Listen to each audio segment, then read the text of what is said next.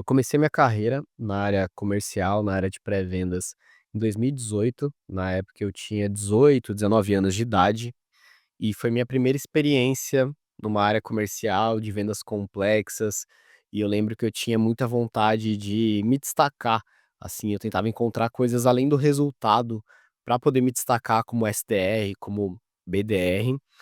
E é engraçado porque eu encontrei essa resposta depois de muito tempo, depois que eu fui promovido e tudo mais, e eu vejo que tem bastante gente que tá entrando para essa área agora, tá se perguntando aí o que pode fazer para melhorar, como ser um melhor profissional de pré-vendas, e vai ser sobre isso que eu vou falar nesse vídeo aqui. Então fica até o final, que eu vou compartilhar aí algumas experiências. Eu que tenho mais de 10 anos, quase 10 anos na verdade, de experiência em vendas complexas, e eu já vi muitos SDRs, muito BDRs serem promovidos, crescerem na carreira, se destacarem, e eu vi essas coisas em comum entre eles também. E além disso, eu também fiz isso no passado e só depois que eu me toquei que eram diferenciais de fato. Lembro que quando eu era pré-vendedor, a minha primeira experiência foi numa empresa de tecnologia, era uma empresa de SaaS. Basicamente a gente era uma startup, então estava em ascensão, estava em crescimento, e era um ambiente bem competitivo, porque a gente tinha que bater meta todo mês, tinha que gerar resultado, e na época, acho que se eu não me engano, eram 10 vendedores no time, né, 10 account executives, e eram 15 pré-vendedores, 15 SDRs, e eu era um dos mais novos ali. E eu lembro que sempre que eu perguntava para as pessoas como que eu poderia me desenvolver, como que eu poderia crescer na carreira, porque naquela época eu queria me tornar vendedor logo, porque vendedor ganhava mais de salário. Na época eu acho que eu ganhava uns R$ 1.500 salário fixo, isso foi 2018, e se eu batesse meta ganhava, sei lá, R$ 3.000, enquanto os vendedores ganhavam 10.000, R$ 15.000, não tinha teto de comissão para essa galera. E eu queria chegar logo na posição de vendas. E as pessoas falavam para mim: "Pô, Lucas, você tem que gerar resultado, é número, é volume que você vai gerar, que vai de fato te ajudar a conseguir conquistar essa posição". Só que no fundo, eu sabia que não era só o resultado em si. E bom, vamos lá, para a gente poder começar aqui, eu vou dividir em 3 princípios, tá, que foram coisas que eu segui e que me ajudaram muito a me destacar na época, e até hoje eu vejo muita gente errando nesse sentido. Gera resultado, mas acaba errando nessas coisas e acaba sendo impedido de crescer. Dando um passo atrás, primeiro, explicando como foi criada a área de pré-vendas e por que que ela existe. Muita gente trabalha nessa área e não entende ainda por que que ela é importante. Nas empresas ali dos Estados Unidos, de tecnologia, do Vale do Silício, lá pelos anos 2000, foi o boom, né, dessas empresas. Essas empresas estavam buscando muito escala, ao mesmo tempo que precisava de previsibilidade e também redução de custo. Então você tinha um vendedor que ele fazia todo o processo comercial de ponta a ponta. Esse vendedor, ele era responsável por fazer o primeiro contato com as empresas, prospectar, ele era responsável por qualificá-las para ver se fazia sentido ir para uma próxima etapa, ele era responsável por fazer a primeira reunião de diagnóstico para entender as dores, a necessidade, o timing, quem eram os decisores daquela empresa, fazia a reunião de demonstração, a proposta, a negociação, o follow-up, fechamento, e depois passaria para um próximo time, ou muitas vezes ele seria gestor dessa conta. O grande ponto que eu quero chegar é que eles viram que esse modelo ele não era escalável, previsível e tinha um alto custo, porque o vendedor tinha que fazer tudo.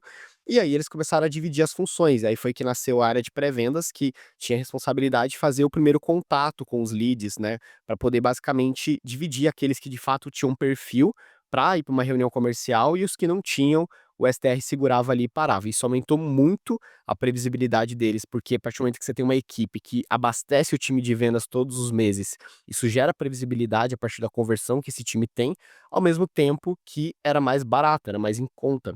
E até hoje a gente vê aí, enfim, no Brasil, depois de 2011, a Ross lançou Receita Previsível lá dos Estados Unidos, que é um livro, inclusive, que se você está na área de pré-vendas, eu recomendo muito que você leia, mesmo que você trabalhe só com inbound, só com levantada de mão, acho que é bem importante, vai te ensinar bastante feijão com arroz da prospecção. E, enfim, estamos em 2026 hoje, e até hoje eu vejo empresas implementando área de pré-vendas, vejo pessoas entrando em área de pré-vendas. E por que que eu tô falando tudo isso, tá? Que a partir do momento que você entende o porquê a área de pré-vendas existe, fica muito claro qual que é o teu objetivo. E uma coisa que eu errava muito no passado, já entrando no primeiro ponto, é que eu gastava muito tempo falando com os leads.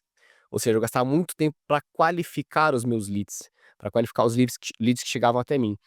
"Ah, mas isso é ruim, Lucas? Por que que é ruim você gastar muito tempo, né, qualificando o lead?" Porque uma vez que a área de pré-vendas ela é responsável por abastecimento, quanto mais de volume eu gerar, claro que dentro do SLA, eu sei que tem esse DR que passa bastante coisa aí que não tá dentro do SLA, mas aí é outra história. Por que que eu tô falando tudo isso? Porque uma vez que você entende o objetivo da área de pré-vendas, fica muito fácil de você entregar para a empresa o que ela quer com a área de pré-vendas, que é previsibilidade, abastecimento do time comercial. E eu, como pré-vendedor, eu lembro que uma vez um gestor chegou para mim e falou assim: "Cara, você tá mandando bem, mas você gasta muito tempo para qualificar os leads". E aí eu quis entender melhor por que isso era um problema. Ele me explicou que quando eu gastava 30 minutos para qualificar um lead, que às vezes com 10 minutos de reunião, de call já estava qualificado, ou seja, já tinha coletado todas as informações necessárias para passar para frente, eu estava perdendo tempo. Uma vez que eu estava tentando vender o produto, eu estava tentando vender o serviço para aquele lead, para aquele contato, sendo que isso é papel do vendedor. E aí, enfim, isso é uma coisa que eu vejo muito SDR fazer, que é ele se preocupa muito em vender o produto e serviço e pouco em qualificar, e de fato o interesse é aquele lead que cumpre com os critérios que a tua empresa estabeleceu. Então, depois que eu mudei isso, né, eu gastava, sei lá, 30 minutos para qualificar um lead. Eu comecei a reduzir para 12, para 15, até para 10 minutos. Chegou uma hora que com 5 minutos de ligação eu já conseguia saber se aquele lead ia passar para frente ou não. Então eu fui mais efetivo em conseguir encontrar de fato as informações que eu precisava para qualificar aquele lead e perdia menos tempo, uma vez que ele estava qualificado, porque uma vez que o lead é qualificado, gente, ele não tem um peso maior ou menor. Claro que depende, dependendo do modelo de negócio até tenha, mas a grande maioria eu sei que abastece com base no volume. Então é sobre volume que você vai gerar, não importa se você gastou 30 minutos para qualificar, 10 minutos. Então quanto mais tempo te sobrar para poder falar com mais pessoas, mais volume você vai gerar e mais resultado você gera também. Então esse é o primeiro ponto. Se eu for resumir aqui a frase é: o SDR ele não tá ali para vender o produto e serviço, ele tá ali para qualificar o lead. E é muito importante você entender isso para você conseguir gerar mais resultado e sobrar mais tempo também. Vamos lá, o segundo ponto. Teve um dia que eu estava foi, sei lá, eu devia estar com uns 3 meses de empresa, e um dos melhores vendedores da empresa, ele me chamou na mesa dele. Tinha sido a primeira vez que eu tinha passado um lead para ele, então ele nunca tinha recebido lead meu. E aí ele falou: "Pô, chega aí e tal". Fiquei todo receoso na hora ali, com medo, disse que ele ia falar e tal, de fato era um dos melhores vendedores da empresa. E aí ele falou assim pra mim: "Cara, você que fez esse template aqui, você que passou esse lead, você que é o Lucas?" Eu falei: "Sim". Ele falou: "Porra, parabéns". Falou: "Esse template que você criou tá muito bom, de fato". E aí eu fiquei todo lisonjeado e tal, e na época ele chamou até o head, ele chamou o head de vendas e falou: "Ô, chega aí e tal, ô, olha o template que esse menino fez". Por quê? O meu template ele estava muito completo e ele se diferenciava dos demais SDRs, porque na época a galera só preenchia o que estava no CRM, era um garrancho. E eu conseguia de fato trazer informações além da qualificação, tentar de fato descrever como eu qualifiquei aquele lead, eu conseguia trazer elementos muito importantes para o vendedor, que é: qual que era o perfil daquele contato? É uma pessoa mais direta, é uma pessoa mais calma, é uma pessoa muito é uma pessoa muito que fala demais, sabe, gasta muito tempo falando da vida e tal. Eu já dava esse contexto para o vendedor para ele também conseguir saber como que ele ia ser mais afiado na ligação. E isso ajudava bastante. Outra coisa que eu fazia também, falava sobre a empresa, sobre o modelo de negócio, deixava o máximo de informação que eu pudesse, com base tanto na pesquisa que eu fiz antes daquele contato daquela empresa, como da pessoa em si, LinkedIn e tal, assim como informações que não estavam no SLA, no template. Isso ajudava muitos vendedores. Isso fez, eu ser visto como uma pessoa que qualificava bem. Então, além de eu qualificar rápido, eu conseguia também coletar muita informação, porque eu fazia perguntas muito boas.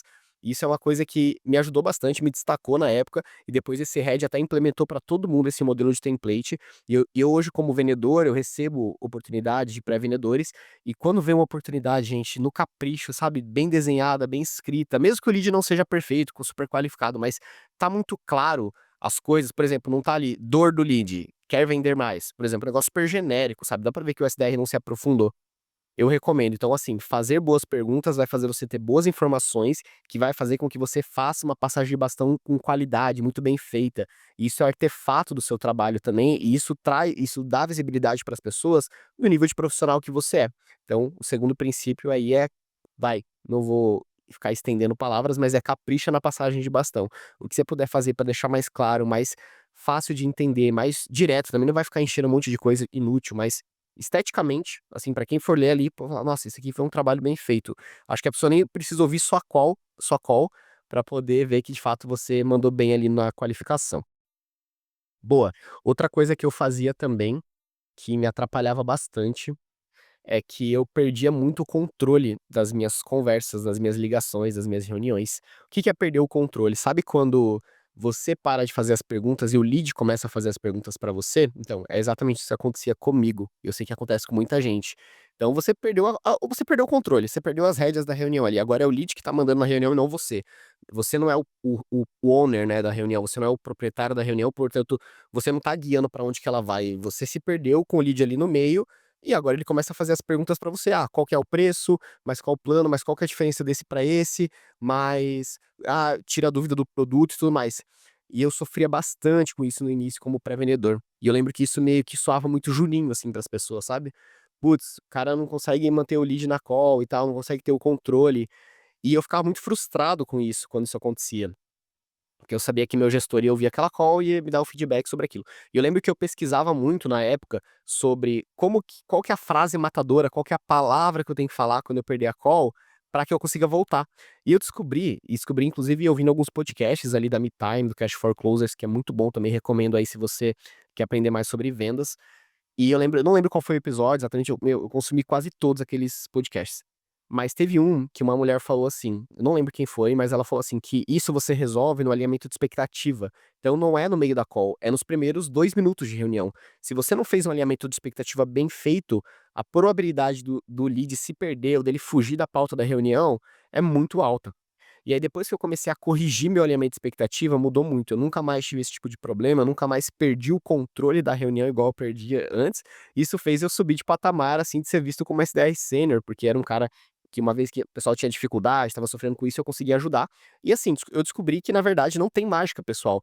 De fato, o alinhamento de expectativa é uma das partes mais importantes da reunião. Se você não fizer ele bem feito, se você não fizer uma apresentação clara, você não alinhar a pauta, você não alinhar a expectativa a próximos passos, o lead vai se perder. Inclusive, eu posso fazer até um vídeo, deixa aí nos comentários se quiser que eu fale sobre essa pauta de alimento de expectativa, que ela é bem ampla também, tem muita coisa pra gente poder gastar em cima disso. Boa, então, o terceiro princípio é: o alinhamento de expectativa é a parte mais importante da call de pré-vendas, tá? Bom, pessoal, é isso em relação aos princípios. E para fechar aqui, se você ficou até o final, primeiro eu queria te parabenizar por estar buscando mais informação, estar buscando aprender. Acho que isso já é um grande passo que você está dando aí para sua carreira. E, em resumo, assim, uma pessoa que já passou por pré-vendas, já trabalhou em várias posições de vendas em algumas empresas do mercado, e hoje eu trabalho com venda enterprise, venda de high ticket. Eu vejo que você, como pré-vendedor, você precisa se vender o tempo inteiro na empresa. Então, embora você não seja um vendedor ali na carteira assinada, não tá como vendedor, account executive, closer e etcétera, você tem que se vender a todo momento dentro da empresa. Então, cada call que você faz, cada ato, cada template de passagem de bastão que você preenche, ele é analisado tanto pelas pessoas que estão ali ao redor, que trabalham com você, seus pares, como também seu gestor, como também seu head, seu diretor. Uma hora pode abrir uma call sua lá, um template seu, e ver esse negócio tá um garrancho, e isso pesar negativamente para você. Pode ser que às vezes ele tá buscando quem vai ser a pessoa que ele vai promover. Isso é uma coisa que vai de fato se destacar. Então pensa que você tem que se vender a todo momento. E eu não tô falando para você ser político, tá? Eu tô falando que cada coisa que você for fazer no seu trabalho, de fato, você faça o melhor que possível. Você sempre busque aprimorar o seu trabalho, principalmente nas calls e na passagem de bastão, para mim, preenchimento CRM, que são os 2 artefatos que mais eh, dão visibilidade do seu trabalho para as pessoas. Bom, e eu sugiro que você siga esses princípios que eu falei, espero que de fato tenha ajudado bastante. De fato, todas as pessoas que eu vi ser promovidas para vendedores ou para outros cargos também, gestão, elas seguiam isso, elas faziam isso. E eu demorei para perceber que de fato isso eram boas práticas e que não eram ensinadas muitas vezes nos playbooks de pré-vendas. Espero que tenha gostado desse vídeo. Deixa aí nos comentários, se está trabalhando com pré-vendas, quais têm sido as suas principais dificuldades, do que você está tentando se desenvolver, aprender. Quem sabe isso não me inspira para poder fazer um vídeo aqui e falar para vocês. Tamo junto, valeu.